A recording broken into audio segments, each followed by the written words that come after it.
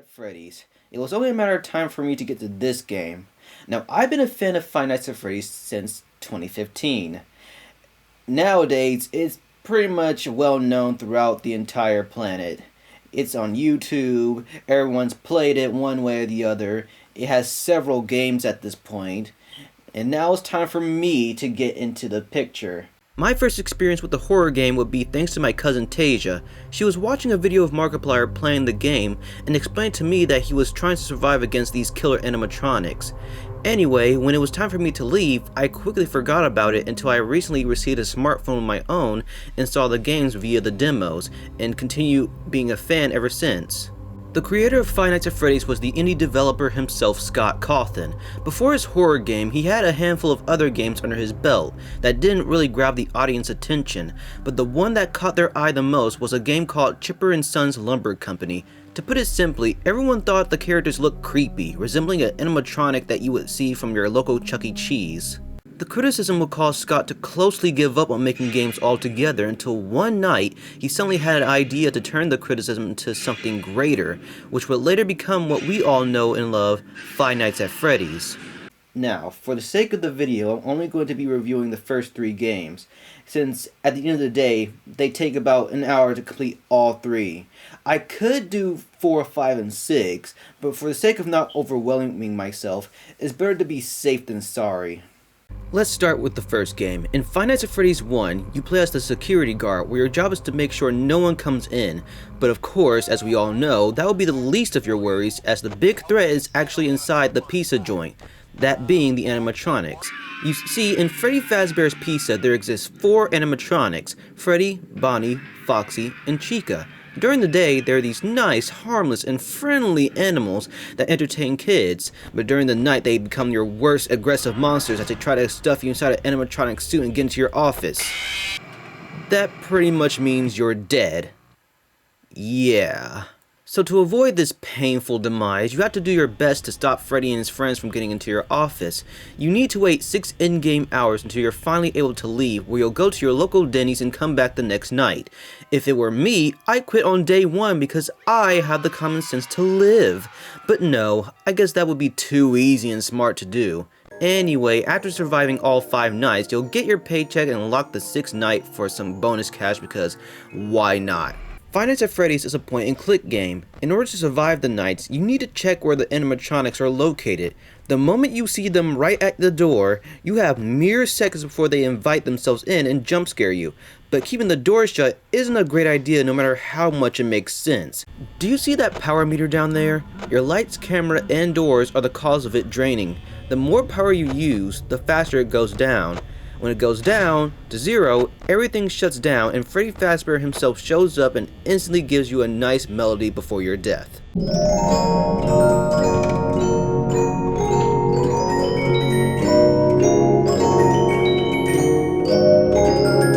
With each night that passes, the animatronics will become more and more aggressive.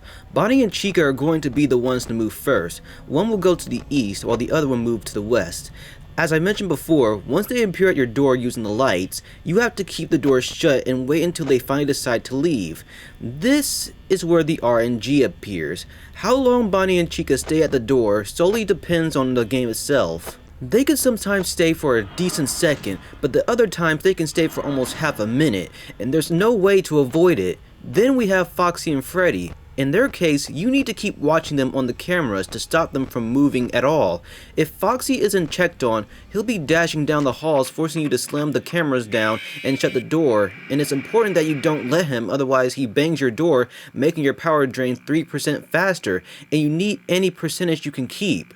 As for Freddy, unlike Foxy, who can respawn in his cove, Freddy will just not come back to the stage at all. If you're not watching him, he'll just keep moving and moving until your only option is to keep the door shut.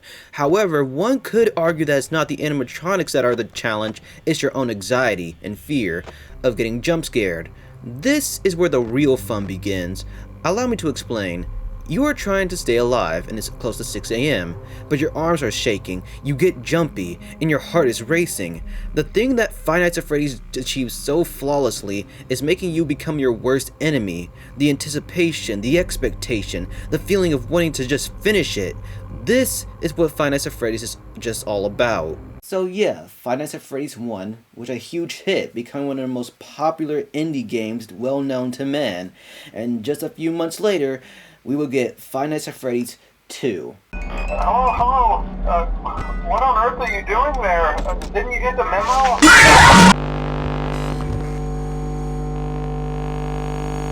In FNAF 2, you once again play as a security guard, with the game taking place before FNAF 1. One definition that can describe Five Nights at Freddy's 2 instantly is chaotic. You still have the camera, but now you don't have to worry about the power. Instead, you have to worry about the larger number of animatronics heading into your office as we speak. There are no doors to keep them away. Instead, you have a flashlight and a Freddy mask.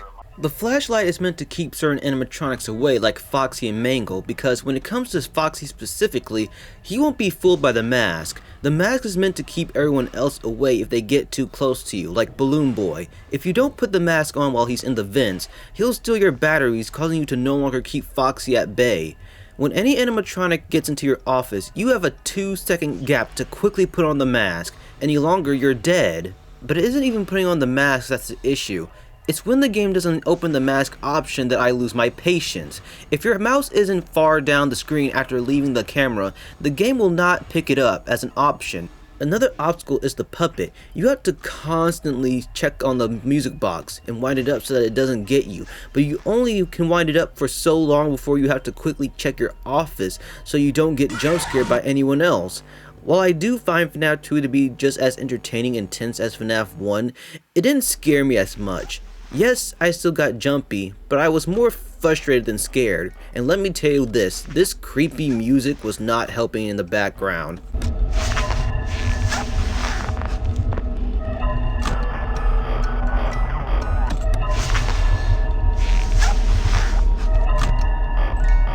But yeah, just like FNAF 1, I got as far as night 6, which is pretty much a bonus night. Beat that night, and then you unlock the 7th night. That's a custom match, giving you the ability to rip out your hair as much as you freaking please. Before I go into Five Nights at Freddy's 3, let's discuss the story. As far as the 3 games, of course. Five Nights at Freddy's 3 was a family establishment, but over the years, the place would be a sighting of missing children who would be taken to the back room and killed by the security guard, who hid himself inside an animatronic suit. It's revealed that the killer would be arrested, but since the bodies were never found, the police had no choice but to let him go due to the lack of evidence. Ever since those events, the animatronic's behavior has been different. The reason is that before the killer was found, he stuffed the children's bodies inside the original animatronics, where their bodies would be slowly decay over time. The puppet, who was also once a child killed by the killer, intended to save the children by having their souls possess the suits. And that is as far as I'll go. Trust me, there is so much more going on when it comes to the lore of FNAF, and if I decide to keep going, then this video will be almost an hour long talking about the story alone. Believe me, the other piece of the game that keeps the fans coming back is the story. But that's enough of that. Five Nights at Freddy's 2 was also a huge success, and just another few months later, we will receive the 3rd game, Five Nights at Freddy's 3. Five Nights at Freddy's 3 takes place 30 years after 1 and 2. In this game, you're a security guard working in Fazbear's Frights since Freddy Fazbear's Pizza no longer exists. Apparently, some people behind the scenes decided to make a haunted house out of the place and found one animatronic. Ladies and gentlemen, this is Springtrap, and behind the mask, he's actually the killer who got trapped inside the suit after the dead children sought him out wanting revenge. Since Springtrap is the only physical animatronic that you have to face, it will only make sense for the game to be easy, right? Nope. Thought FNAF 1 had power saving issues? You haven't seen this game. You see, to prevent Springtrap from getting inside your office, you have the ability to turn on the audio to place him in a distant room, and if he tries to go inside any of the vents, you'll be able to shut one. Repeated use, however, will cause an error, and if you don't reboot the errors in time, the room will start flashing in red, until eventually things start getting dark, and every second that passes by, the Raged Bunny moves closer and closer into your office. Not helping the situation are the phantom animatronics, who don't actually kill you but rather give you more errors to waste your time. A number of them can be avoided, but phantoms like Foxy show up randomly out of nowhere. As far as I'm aware, there's no way of avoiding him. The puppet is also in the game. He invades your personal space and stops you from using your monitor or cameras. Compared to Foxy, though, I've only encountered him once. I didn't even get him on Nightmare mode. Besides that, there were also the mini games that allowed you to get the good ending. I only got as far as completing 4 or 5. When it comes to Five Nights at Freddy's 3, I still felt the tension, but I just felt more frustrated with the game itself. I still had a good time, but with how quickly Springtrap moves and how hard it is to find where he is, combined with the Phantom's interference, I've reached my limit.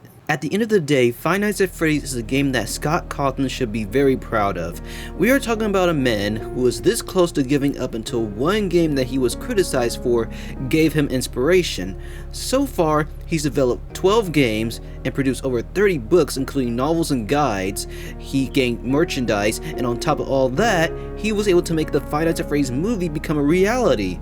That was in the works since 2015, with the second one set to be releasing this year. And on top of all that, he's doing a crossover with Behavior to get one of his characters into Dead by Daylight. Indie developers like Scott will always be the ones I look up to, showing everyone out there that things may not go your way easily, but if you keep going, you might just be surprised.